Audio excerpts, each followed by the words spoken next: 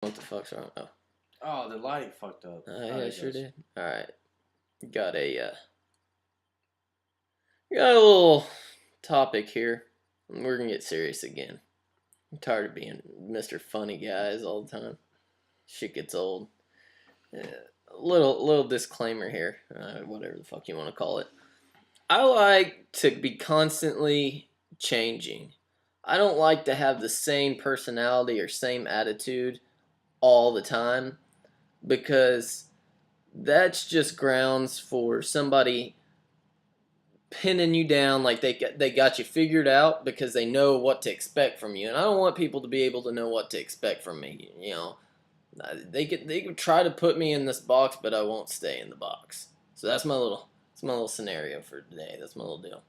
Wait, you like that, bro? Yeah, that's pretty good. Deep. Deep. We're gonna talk about something. We're gonna talk about depression. About how going into depression is a good thing. It always, at least for me, it's always led to something good. Oh yeah, man. Oh yeah. Quick little story here. First, when me and Malia's mom split up for the last time, I had the house to myself for a couple months, and I got really lonely, got really depressed, and I moved into a really dark spot, and then from there I rebuilt myself completely. I completely rebuilt myself. I'm a totally different person than what I was then, and that was because of the depression that I had to completely reevaluate my life, what I want to do, who I want to be, and I know exactly what you mean. The same thing happened to me when I split up with my ex. It's because you were with her for so long, and you just had I at least had this one set way of living. yeah, And then when you lose that, you don't know what to do. You're completely confused. It's like what do I do? And because you're so used to day-to-day tasks being with that one same person. So I went through the same thing when I split with my ex. I was depressed. I didn't know what to do. And then I just thought, what do I need to do with my life? What do I want to do now that it's just me and I only have to focus on myself? And I was like, I want to, make my career. I want to do what I want to do in life. And if it wasn't for splitting up with my ex, I can honestly say if I didn't split up with my ex, I wouldn't be where I'm at right now. well, I'll tell you right now. I remember going through that stage, and I was really good at hiding it, but Yeah. nobody knew what was going on inside me.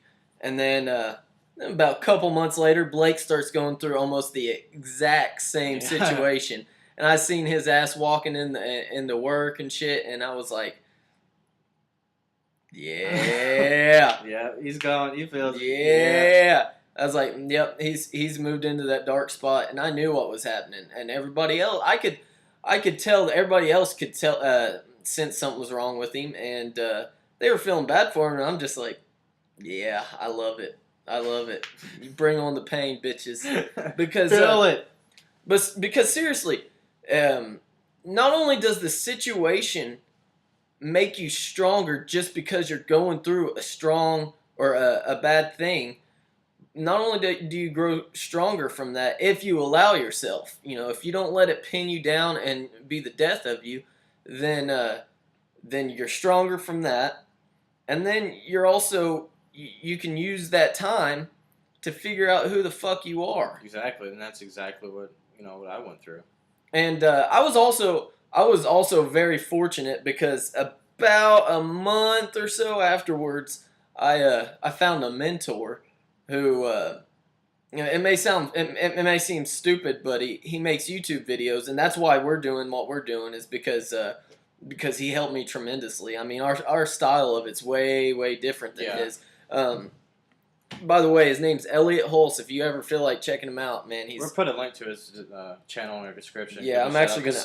He's. I mean, I didn't know about him until I went through Eli, and Eli showed him. And when I was going through my dark stages, he showed me, Elliot Hulse, and that's to be honest with you, dude, that's really what helped me a lot too was working out because you just get into that zone and you just pump all the hate and depression and stuff that I had. And it helped a lot. Yeah, the changing of a person sometimes, actually, I would say 90% of the time, you can change yourself by completely changing your physical appearance. And I know that seems very materialistic, but it's not. It really isn't. It's like putting on a new costume.